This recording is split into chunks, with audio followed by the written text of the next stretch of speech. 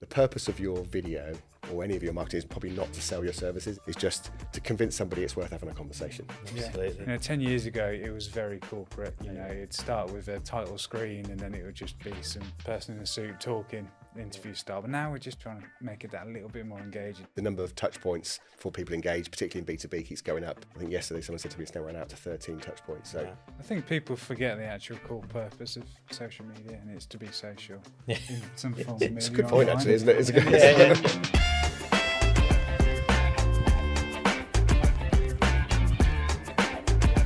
Welcome to the Video Marketing Podcast from us here at Arc Media Group, experts in all things video, marketing and social media. We are committed to helping brands unleash creativity and amplify their impact. This podcast isn't just about trends, it's about actionable insights to help marketing leaders stay ahead in an ever-evolving landscape. You join me, Phil Arkinstall, the CEO of Arc Media Group, and our Managing Director, Graham Allsop, for today's episode on social media marketing. We're also lucky enough to have Jason Langford-Brown with us, the Director and CEO of the Directors Circle. Today, we're talking all things social media marketing. Why having a social media presence is crucial for your brand, how easy it is to incorporate social media into your marketing strategy, and the benefits of developing your own personal brand. If your business isn't utilising social media to get yourself seen, now's the time to start. So just to start, Jason, can you tell me a little bit more about you and obviously the work that you do at Directors Circle? Sure. So Director Circle is part of Lucid, which is a bigger boutique strategic advisory agency. So all things transformation, scale up. But Director Circle as part of that, and why probably social is so important to us, is a community of business leaders. So business leaders, C-suite typically, company directors, owner-manager business people, that are just looking, I think, for a place where they can come together with like-minded peers, work on their businesses, find some sort of challenge in a safe space, away from the chaos of the day-to-day world. And we've been building that community probably now for the last 15 years. Perfect. So just in terms of the community then, why is the social media side of your business so important? I think probably as a community, and this is maybe just a little bit about our philosophy, we have, I suppose, the inner sanctum of Director Circle where people are part of individual circles, typically 12 to 15 business leaders. But we do have then elements where circles come together. But we want to make sure as well that the community is beyond that. So there are people, I suppose, that are part of our tribe but aren't necessarily members. So that we have a huge database of business leaders that interact with our content and periodically get involved in events. But I think social is just an extension of that. I mean, people don't hang around in databases so much anymore, do they? They hang around on social media. So that's why social is important, I think, from the community perspective. As well as obviously being, a place where we need to demonstrate our credibility, reach out to prospective members, keep them informed. All of the above. Can you tell me how you're utilising social media within the Directors Circle? Sure, yeah. And I think we get to a point where social media is not just, should you have it? It's you have to be on social media now, clearly. We're a professional services firm where our audience is, to be fair, middle-aged and above, probably. But even that demographic is all over social media. So I suppose the question really then for us was, what kind of social media and why are we using it and what are we doing with it? So for us, very much it's around business. So LinkedIn really is our main portal. I'd probably say though we still, I think it's an evolving landscape, right? It's changing so fast. So we are watching other platforms, which I think is positive and negative. I think platforms, like Twitter, we're coming away from completely. Things like TikTok, we're watching very carefully because I think even for, again, our demographic, that's maybe somewhere we need to go. So I think it's really important that we watch social media, but for us, LinkedIn and how we use it really, I think it's a recognition for us that it probably isn't lead generation. And I think this is probably a message for people is some businesses, B2C particularly probably, they will be looking to get lead generation off social media. I think for businesses like ours in the professional services space, you may pick up a bit of lead generation, but really it's about building that sort of credibility piece. So, because even, in a world like ours where most of our work will come from referrals, people won't just be referred to us and they'll pick up the phone to us, someone will be referred to us and they'll check us out online. So they'll look at our LinkedIn profile, they'll look at our website. So it's really important that when they check us out, that what they see online is, looks as they expect us to see. Looks like we're experts, professionals in our space. Looks like we're credible.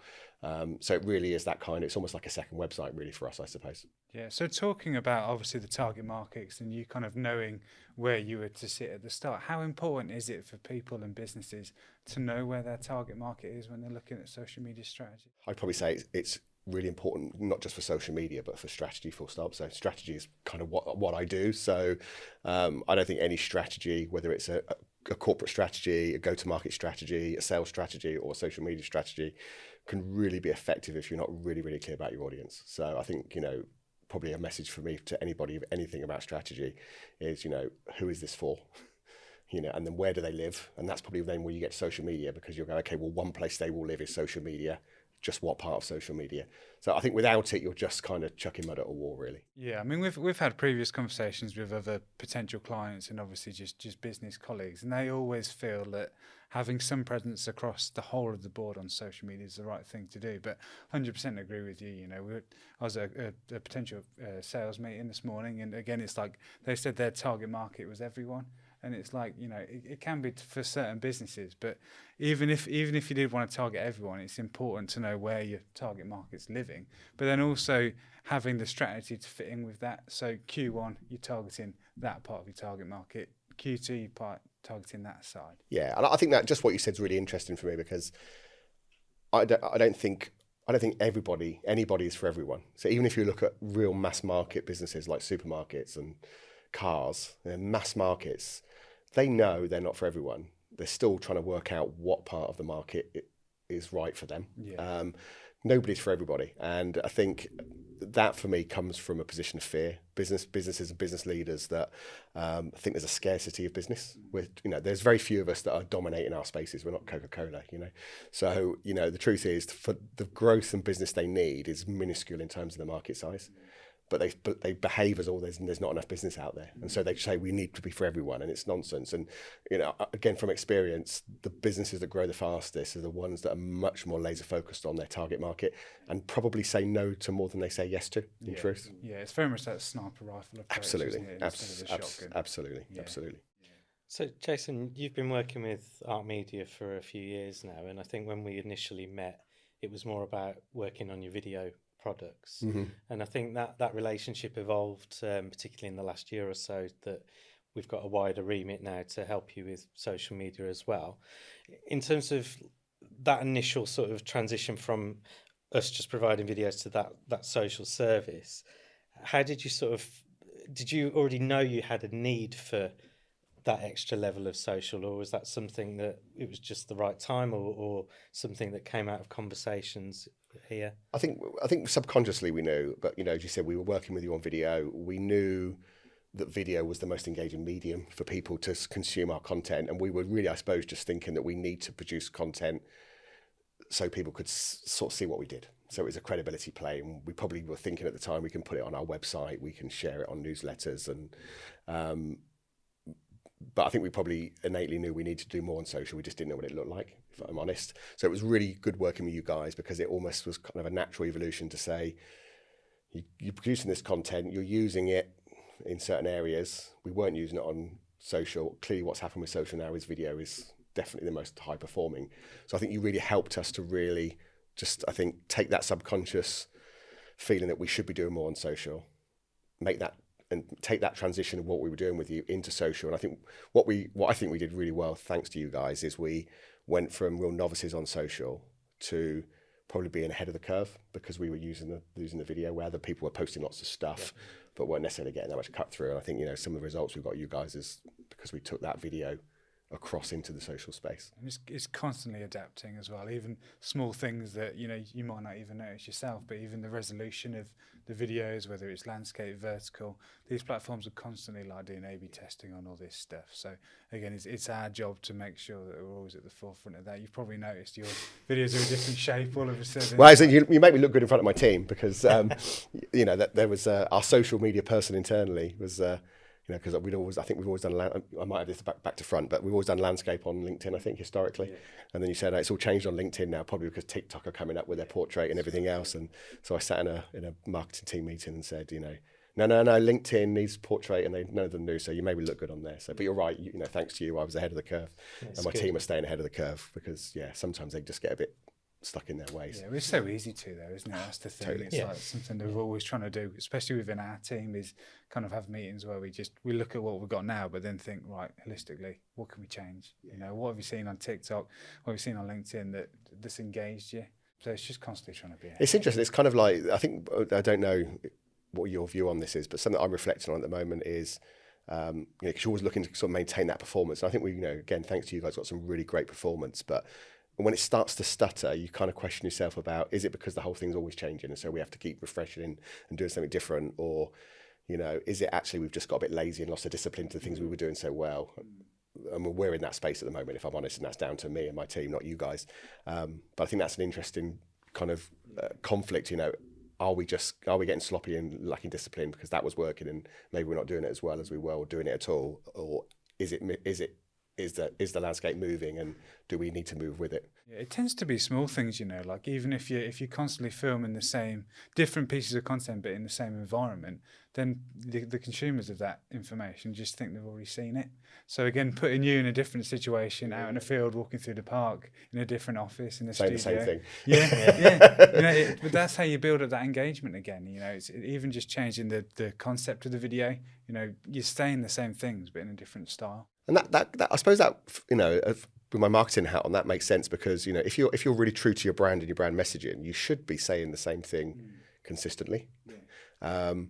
But, maybe you do it in slightly different ways, but it should be the same message. Otherwise, you're recreating your message all the time. So that might give people some hope that actually you haven't got to reinvent your messaging. Maybe just, like you said, change the environment, change the way it looks, just so people can consume the same message in a different way. Yeah, sprinkle a bit of creativity in there. And I think the thing that's really important with marketing is its touch points, isn't it? If you're constantly popping up in someone's feed, you need that variety of what the content is, even if the message is the same. But it's that constant repetition of, I'm seeing you in my feed all the time, and that's actually the key, really, in all of this. Regardless of how the format is or what the content is talking about, it's just that recognition of your brand and just reinforcing that. Your profile. I think I heard yesterday that we keep the number of touch points for people engaged, particularly in B2B, keeps going up. I think yesterday someone said to me it's now run out to 13 touch points. So I know it's kind of scary, isn't it? Really? Like 7. Yeah. I remember 6, 7, and then I heard 12 probably 18 months ago. Now apparently we're at 13. But it clearly, in the world that we all live in, where there's so much stuff, the amount of touch points is going up. But I think probably the challenge I have with my team is because they're saying the same message all the time. They think that everyone out there is hearing. So people aren't hearing it as many times as you're saying it, because when you say it, a fraction of people hear it, and then you say it again, and a different fraction of people. So I think it's also getting comfortable in your own head that it's okay you keep saying it. Yeah. Because not everyone's hearing it every time. Yeah. And that's where that engagement piece comes in there, especially on LinkedIn. I think there's a stat that when you post something on LinkedIn, it only shows it to like 10% of your actual connections. So again, building up interaction on that. If someone comments on your video, again, it will share it to another 5-10%. Yeah. I mean, it very much acts like a spiderweb approach. Yeah, so it's kind of getting people to repost, as you said, getting people to make comments, getting those comments responded to. Like you say, we've never talked about this, but people are talking to me now about boosting and all that other stuff. There's so much stuff, isn't there now? Yeah. But you're right. It is how do you keep that spider web growing? Yeah. I mean, in terms of consistency, obviously, we've always tried to be as consistent as possible with your channels, and obviously sometimes things happen and we're not always consistent. Have you ever seen a drop off in terms of engagement because we haven't been able to post consistently? And how important is consistency for you? I'm not sure. I'm not sure you've missed much, to be fair. So maybe it's good. Put that on camera. You can see Alice over there. I don't know Alice because Alice is on top of it. But I think the consistency bit is important. I think that's something that once we moved over and really took social seriously with you guys and took the video into it. Of course, we don't just do video; we do other stuff as well. So we blend it up a bit. But I don't think actually we started with that consistency, and I think we've maintained it. Yeah. And then you look at the performance measures that we've got on our social now. I think that's got a lot to do with it. So Yeah, we think it's key, to be Yeah, honest. yeah, It's, I just I think that's why. I know it sounds really kind of lame to a certain extent, but I think that's why a lot of clients work with us, is because of that consistency piece. Because time's precious. Like if you're a business owner or a marketing person, you've got other things to be dealing with. And focusing on. And so working with you guys where you can do that, because you can't just do something and then leave, because they disappear so fast. That's the downside of social, isn't it? Yeah. We've used social, to drive, not for ourselves, but for clients to drive out trolling and stuff. And, that's I suppose a positive side of things that disappear so fast. If you can flood your social with good stuff, then bad stuff gets flushed away. But of course, the flip side of that is if you want good stuff to remain, it doesn't, it just goes. So you've got to have new stuff being consistently. And we even talked yesterday, there was something that we're posting about, which is, that's got quite a long runway on it, and they want to keep posting the same post. And I'm like, well, actually, we don't need to keep the same post, but you could repost it every week through our individual accounts to bring it back with a new message, to bring it back up to the. So it is sort of that consistent, keep bringing stuff through, whether it's keeping stuff alive or bringing new stuff through. Yeah, perfect, lovely, mate. So obviously we run and manage your social media channels, and obviously taking it back to the start, the strategy piece. How did you feel that was vital for the success of the social media channel? Yeah, I think it's really important. You can, it's not hard to do social. People are sitting there saying, "Oh God, how am I going to start?" I mean, we've all done it since. I'm trying to think what would have been the original one. Facebook. But I'm going before that. It's like Bebo. Find My Friends or something. MySpace. Yeah, all that kind of. Find My Friends. I'm probably a bit older than you guys. It was Find My Friends, where you could find people through the school you went to. That's horrendous. People. There's a reason you hadn't seen them for 20 years. I think I'd hate that. But social media is not hard. We can all do it. We can all do it individually. As companies, we can set up accounts, post stuff. But I think that strategy of really stopping and thinking about, why are we doing this? What do we want to achieve from this? And then what might that look like? What are we going to post? What do we want it to achieve? How often should we post it? In what way? Hence, then the video, obviously, for you guys is really important. And then how do we create that content? I think content, when you actually drill it down, probably the bit that's hardest is the content creation. I think really. Most people see that as it's difficult, it takes too much time, a little bit frightened, particularly if it's on camera. So I think, but the content creation actually, for me personally, I found much easier when I had a structure and a strategy to fit it into. I knew what I needed to create, for what purpose, how often, how much of it. And actually start to realise that a lot of it can be reused and repurposed, so that takes the pressure out as well. So yeah, really important. And obviously your kind of director circle social media is almost based around you, really, in terms of kind of building up your personal brand, because obviously you're the front face, you're the leader. How have you found that? It doesn't come natural, so I'm not a self-promoter, which is probably, people wouldn't believe that because they probably see me all over social media now, and I've found that really uncomfortable. If I'm really honest, I understand brand and I understand personal brand. It's kind of what I do for a living, but I was working a few years ago with somebody who ran it's like more of a PR agency in truth, but their background was really interesting. They'd worked with very high profile politicians, business people on their personal brand, almost, drilling them how to behave, what to say, how to say it, in those kind of high profile, highly public environments. But something she said to me really resonated, where she said, if you want to build your brand in terms of the company brand, so director circle, she said any brand has to be lived through people, which I think is true. And she said on director circle particularly, she said, at the moment that's you. So it's got to start with you. You front it up. You're the kind of lead person in the business. So I think I got to a point where I just sort of accepted. You can't really argue with that. You can't put a brand out without any people, particularly in our world anyway. So I think I just kind of leaned into it then and just thought, okay. And I think I've carried that just generally, we need people in our businesses to go out and present and live the brand publicly. Otherwise it's just statements on a piece of paper, isn't it really, which is, that doesn't really bring it to life. It's not human. So we're going to book Phil in for his next film in Dan. There's other people around there. Come on, Alex. Yeah, I think what we found with the personal brand is, like, as Arc Media has evolved over the sort of 16 years we've been running, it very much started out about me, but then as the team has grown, as members of the team have grown with the business, it's been good to get them involved as well, because going back to what you said earlier about the marketing touch points, if it's not just me they're getting and the company name, but they're also getting other members of the team, it's really beneficial to widening the message. And I think that's something we've really taken strongly, because again, as a business owner, it's something that perhaps a lot of business owners aren't comfortable necessarily in front of a camera. We know we've had experience over many years of trying to film a business owner that absolutely detests the idea. We've even done things like animations where we've designed a cartoon character to just avoid them having to be seen on screen and stuff like that. But I think it's something that if you can get some content out there in whatever form, whether it's a cartoon, whether it is live action, I think just building that profile for the individual and then for the business is really beneficial. I agree. And I think I agree with all of that. And I think as you start to bring your team into it, I think it does widen the credibility of the business. Yes. Because I think the downside of it just being you as the leader is it's like, what if you're not there? Yeah, no, absolutely. So you start to get other people, living the brand in their own unique way, but it's still the brand. It does say that actually there's more than just one person here, which I think is really powerful. And something that we've done, which I know you've helped us with, is actually brought our clients into that as well.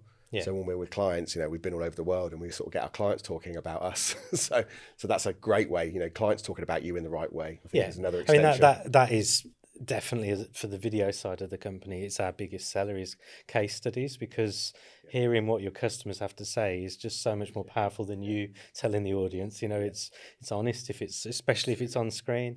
The video is a paints a thousand. No, completely got that wrong. Picture paints 1,000 words. What does a video do? 1,000,000 words. But effectively, just seeing that actual someone on screen telling you what they think about the business. You can't fudge that, right? You can arguably make up a testimonial. Yeah. Hopefully people don't, but yeah, if you actually get someone on camera, it's really authentic. Yeah, and then building up a catalogue of those. We've been quite conscious to do that over the years, where we get testimonials. I think you did one for us at one point. If you've got multiple voices, multiple sectors, multiple personas all saying the right things about the business, it's such a powerful tool to use in your own marketing. I think people forget the actual core purpose of social media, and it's to be social. In some form of media. It's a good point, actually, isn't it? It's a good I think when people shy away from either not taking selfies and putting it on their LinkedIn or videos, and they hide behind like an infographic, you can see in the analytics that it just hasn't performed as well, because people want to see you. You go into they're your connection for a reason, whether it be LinkedIn, TikTok. They want you to be social on that platform. Ask other people's opinions, ask questions, advice. And that's the key to a lot of the success, really. And talking about kind of integrating your team into it, I think seeing different faces also helps. Yeah, definitely. I don't know what you guys think, but I think if I translate it into business and into B2B, I think being social is almost translating in I want to see if you people are human. Because I think in a world where everything's polished and kind of, you don't see the truth, everyone's making up some kind of perfect life, if you like. And I think, it's like, are there human beings here, and do I like the look of them? Are they authentic? I think it's been really interesting how we've sort of seemed to have moved to a world where actually a polished video actually doesn't perform very well, but actually just somebody being honest and talking candidly about something, about some expertise, about a problem one of our clients is facing. People are all over that, and even you've kind of, I'll say forced me, because that's probably the truth, to do things like follow me for a day and just what day in the life of me as a business leader, which I think is really not very interesting at all. But people love it. Yeah, but again, I think it's just okay. Are they going to talk about it and watch it in the evening in front of the telly? No. Is it giving them a sense that these are human beings, real people doing real things? Absolutely, yeah. Totally. Something that we've been conscious with, and not just for the social media side, from the actual high end, like high production value video stuff, is making sure that we had personality into videos now. 10 years ago, it was very corporate. It'd start with a title screen and then it would just be some person in a suit talking, interview style. But now we're just trying to add a little bit of laughter in there. Even the way we edit stuff, we're just trying to make it that a little bit more engaging. You just don't have time when people are scrolling through their social to have that slow setup. You can't have a graphic of your logo. You've got to get straight to the point. You know, we've spent quite a while now experimenting with different beginnings to videos where it almost sort of warps and morphs in, just because it catches people's attention. And most videos now, they'll show a little snippet of the best bit and then run the full length of it. And it's that 3 to 5 seconds. Yeah, That's all you've got now to catch people's attention. What Phil just said there resonates. I was in a conference pre-COVID in Melbourne. One of the keynote speakers was the world champion of public speaking, which you just think, oh, this is like, I'm never going to get this hour of my life back. And it turns out this guy was amazing, right? So it was an amazing hour. But his whole thing, he'd just come back from winning the world championships of public speaking. He thought that would be a thing. And he said, his first question was, when do you give the end of the story? That was his question. Yeah. And everyone's kind of flashing their head at the end. I don't know. Some random person would say in the middle, and he went, no, at the beginning. He just said, he said, think about those TV shows that get your attention, like a murder, like a NCIS or something. When does the person get killed? At the beginning. And then they backfill the story. So it's like, I've got your attention, now I backfill the story. And I think there is a bit about that even in things like social and business. It's like, here's the answer. That's probably got your attention. Now I'm going to tell you how we got to that answer. Exactly. Yeah. No, it's definitely a powerful storytelling technique. Yeah, I mean, we've found it quite hard as content creators to shorten down the length and tell that narrative within a certain length, because obviously we've mentioned you've only got X amount of time of people's attention spans now, and obviously the key time is 60 to 90 seconds for LinkedIn. That's not a very long time. You're like 10 years ago you'd create videos for promotional videos for clients, case studies for clients, and you could extend it to 3 minutes, 4 minutes, 5 minutes, because it's much more of a captive audience. But now you're trying to tell that story in 90 seconds. So I don't have an issue with that, and I think it's a mindset, and maybe it's because I've got a sales background, but I think people think when they're doing anything marketing that their job is to sell everything. So you sit down with an accountant, say do a 90-second video to give people a answer a question that client they want to go, well, I want to talk through all the things that I do and how I do it. And like people are not interested, and you're not trying to sell your services in this video. So I think getting into that, you talked about strategy before, getting into the purpose of what that video is. The purpose probably is just to say, this is probably something you're concerned about, and I'm a credible person that can probably help you. We should have a conversation. So the purpose of the video is probably just for that person to go, I need to talk to you. At which point we can then spend half an hour dissecting the detail. So I think that's maybe what people need to get their head around, is like the purpose of your video or any of your marketing is probably not to sell your services. It's just to get the next level, which for most, particularly in B2B where I live, is just to convince somebody it's worth having a conversation. Absolutely. So how much do you really need to be convinced to have a conversation? The answer is not very much, really. No. And the positives from it is you can have 4 minutes worth of content, but then you just split it over 3 video series, 4 video series. And that's another thing, isn't it? Yeah. And actually, we've done a couple of podcasts for you guys, and probably we've done this where they've been some of our highest performing because we just sliced and diced them. And that's maybe we were talking about strategy, and content creation being difficult. For those that struggle to sort of summarize, do an hour-long podcast and then just slice and dice it up. Yeah.